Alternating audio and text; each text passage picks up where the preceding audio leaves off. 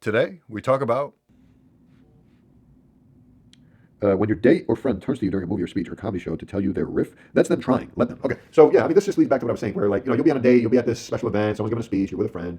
Maybe they're nervous, maybe they're not, but they keep constantly turning to you and like making comments. That's them trying to just fit in, slash, make the best of the situation, slash, just be a part of the moment. And sometimes it's inappropriate, but sometimes it's just them not knowing any better. Be what it is. Not trying to defend them. I'm just saying that was my thoughts on it. Knowing how to work the mic is like telling if someone is a pro YouTuber because they understand how to avoid audio peaking. They basically can work the mic like a pro editor. Okay, so my first experience getting on stage as an open micer, I was freaking the fuck out. But I remember, almost photographic memory, being up there, being freaked out, but just pausing for a moment and seeing the context of like the crowd and me and the mic and the stage and just being like, holy shit.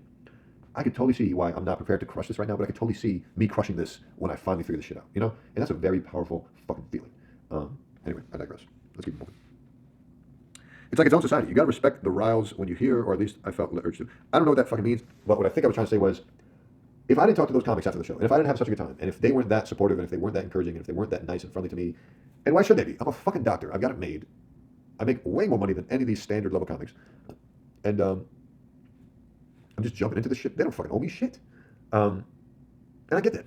I get that. But just the fact that they took me in, just the fact that they were like willing to treat me like another fucking human being, you know what I mean? Like that shit went a long way into letting me think I could have a shot at this.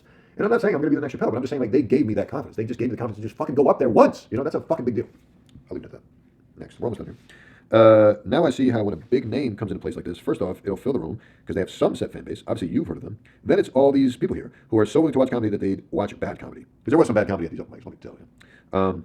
And now a big name or even mid-tier name comes through, just like an orator, just straight talk to the audience. That's dope as fuck. And back then, I didn't realize any better, but like, you start to picture these people as like these fucking miracle workers. Like they're just talking into a mic and just like mesmerizing you and like keeping your attention. But these are well-rehearsed, well-honed skills that you develop over time. Like I'm a piece of shit now at stand-up. You guys have been able to see every single time I've gone on stage.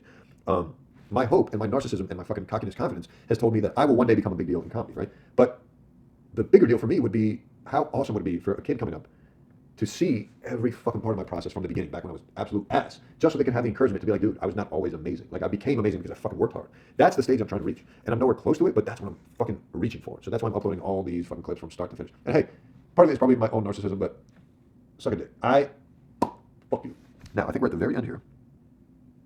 So I finished all my notes, but I just want to, you know what? Let's make this a part one and a part two. So part one was my initial notes.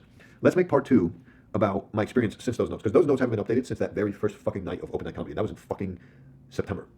And I started doing my own comedy in November.